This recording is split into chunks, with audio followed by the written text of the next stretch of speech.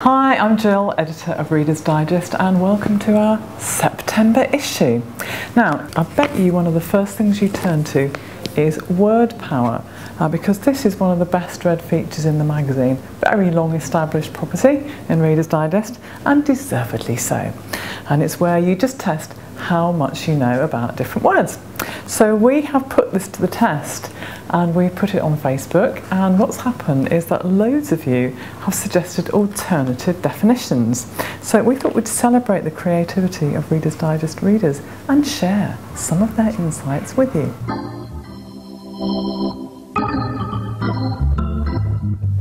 Okay, so let's have some alternative definitions for argosy. Now, the traditional definition is a large merchant ship, for example, loaded with cargo, the argosy headed out to sea. It's the description of a product that has the feel or look of something associated with Argos by Samantha Rolfe. Opposite of IKEA-y, according to Judith Sullivan. Slushy nickname for the President of France, Alison Young. Used when trying to explain that someone's house looks like an advert for Argos. Her house is all Argosy, by Sian Devlin.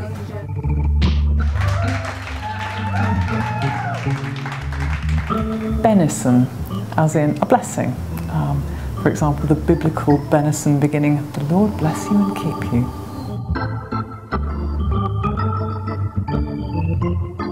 Benny King's Child, by Glenys Titcombe. Judith Hollingsworth suggests it's what you get if you cross a beef cow with a deer.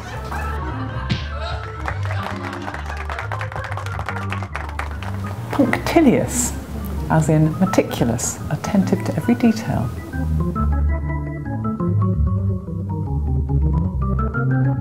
Person who needs therapy if he/she gets a puncture, by Elizabeth Graham. A strange prehistoric flower with a delicious perfume, Karina Rosales.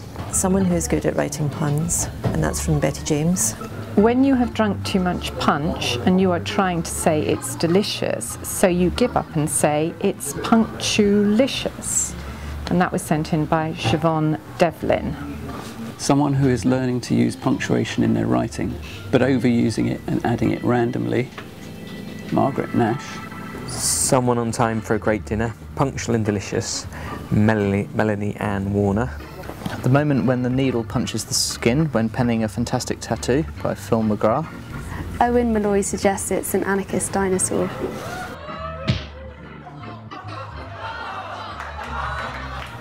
Moraine, the debris of earth and stones deposited by a glacier, as in the explorers suggested the Arctic ridge was really a moraine. Owen Malloy thinks it's the word for a posh moron. The rubbish that a stupid person leaves lying around them, by Russell Goobnorn. A standard weather report for Scotland, according to Rowan Anderson. A disease of cattle, Mark Harris.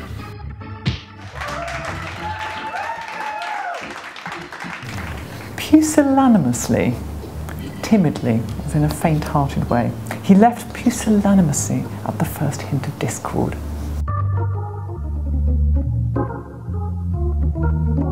When two or more cats get food poisoning, by Lisa Shotton. The diagnosis of a cat who's become ill after an encounter with a mouse, by Karen Lau.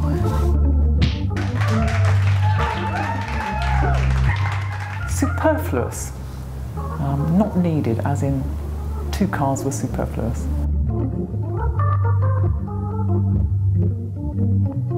Melanie Pearce thinks it's the carrier of the superflu virus. It's like man flu, but worse, by Michael Lutton.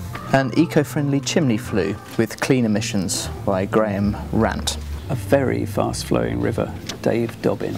It actually means we went by Concord, sent by Michael Hill.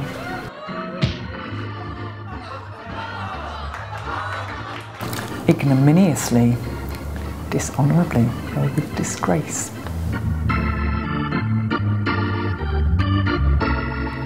Driving a Mini in an ignorant manner, by Graham Rant. Alison Marie Robson suggests that it's the art of being gnome-like. Saccharin, overly sweet or syrupy.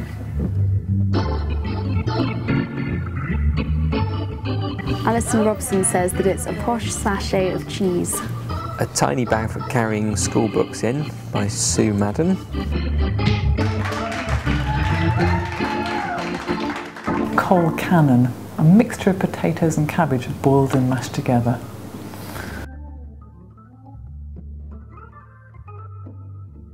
The ecclesiastical collar, usually made out of washing up liquid bottles, reserved for a cannon by Phil McGrath. The cool way a billiards player hits the red and white balls in the same shot, and that's from Dave Dobbin. A part of a mountain often frequented by priests. And Paul Needs sent that one in. I think it's the sound men make when the Moulin Rouge dancers come on just before they fall off their seats. Naomi Austin. To call the 1 o'clock cannon in Edinburgh Castle for a time check and any other time of the day, by Karen Lau. Thank you to Tim Hughes for suggesting a cauliflower artillery. A proper noun, named after an infamous group of Irishmen whose joke backfired literally when they attempted to shoot one of the group, Colin, from a cannon. The cannon backfired, rocketed Colin into a brick wall, consequently mashing the poor chap. Alas, poor Cole was cannoned, and that's by Nico Healing.